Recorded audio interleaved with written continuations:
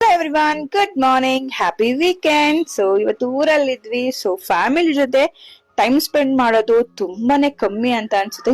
ಎಷ್ಟು time spend ಮಾಡಿದ್ರು ಇನ್ನಷ್ಟು ದಿನ ಇರಬೇಕು ಅಂತ ಅನ್ಸುತ್ತೆ ಅಲ್ವಾ?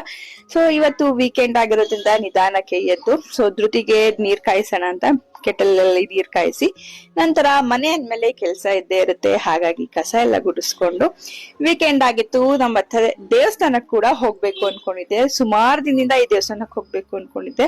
ನನ್ನ ಲೈಫ್ ಅಲ್ಲಿ ಏನಾದ್ರೂ ನೆಗೆಟಿವಿಟಿ ಇದೆ ಅಥವಾ ಮನ್ಸಲ್ಲಿ ಏನೋ ಒಂಥರ ಬೇಜಾರಿದೆ, ಮತ್ತೆ ಏನು ಮಾಡೋಕೆ ಆಸಕ್ತಿನೇ ಇಲ್ಲ ಲೈಫ್ ಅಲ್ಲಿ ಅಂತ ಇದ್ದಾಗ ಈ ದೇವಸ್ಥಾನಕ್ ಒಂದ್ಸತಿ ವಿಸಿಟ್ ಮಾಡಿ ಬಂದೇ ಬರ್ತೀನಿ. ಆತರ ಮಾಡಿದಾಗ ನನ್ನ ಲೈಫ್ ಅಲ್ಲಿ ತುಂಬಾನೇ ಪಾಸಿಟಿವಿಟಿ ನಂಗೆ ಲೈಫ್ ಅಲ್ಲಿ ಕಾಣಿಸುತ್ತೆ. ಹಾಗಾಗಿ ಹೋಗಿ ತಾಯಿ ದರ್ಶನ ಮಾಡ್ಕೊಂಡು ಆರಾಮಾಗಿ ಬಂದ್ವಿ. ಫ್ಯಾಮಿಲಿ ಜೊತೆ ಈ ರೀತಿ ಚಿಕ್ಕದಾಗಿ ಒಂದ್ ಕಡೆ ಟ್ರಾವೆಲ್ ಮಾಡೋದು ಎಷ್ಟು ಚೆನ್ನಾಗಿರುತ್ತೆ ಅಲ್ವಾ? ನೀವೆಲ್ಲ ವೀಕೆಂಡ್ ಅಲ್ಲಿ ಏನೇನ್ ಪ್ಲಾನ್ ಮಾಡ್ತೀರಾ ಅಂತ ಕಮೆಂಟ್ ಮಾಡಿ ಹೇಳಿ. Thank you for watching. Have a nice day. See the next blog. Take care. Bye bye.